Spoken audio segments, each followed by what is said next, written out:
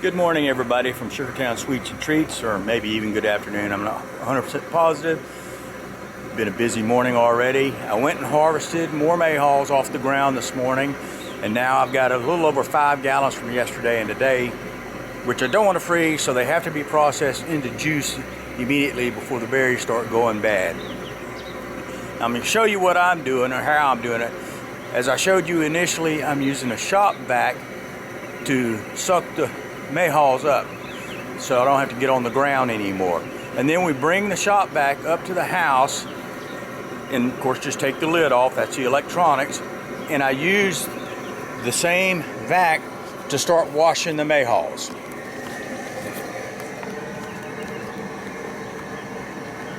So we're in the container here where I wash the mayhaws and try to get as much junk out of it as possible.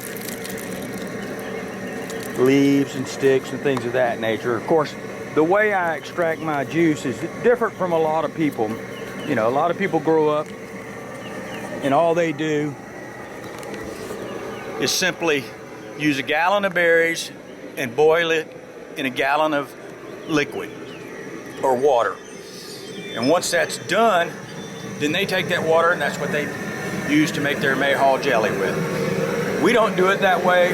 We steam our berries. As you can see right here, we buy water because this is what the juice is going to go in, and we use that water in the steaming pot. So we've got a 3-layer steaming pot. The water's in the very bottom, the catcher's in the middle, and of course the mayhaws are up in the top. And it takes us 3 gallons of berries to get 1 gallon of juice. So when ours is generally 3 times more concentrated than a lot of folks, and that's not unusual for, you know, I mean, that's just the way it was done for all those years.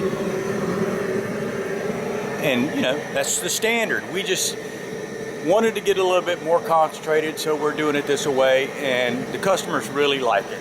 It's very rich and got a lot of flavor to it, so it's worked out quite nicely for us.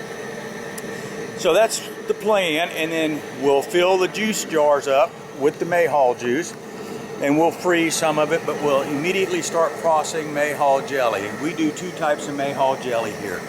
I do a standard Mayhaw Jelly with our recipe, which is a little different from everybody else's.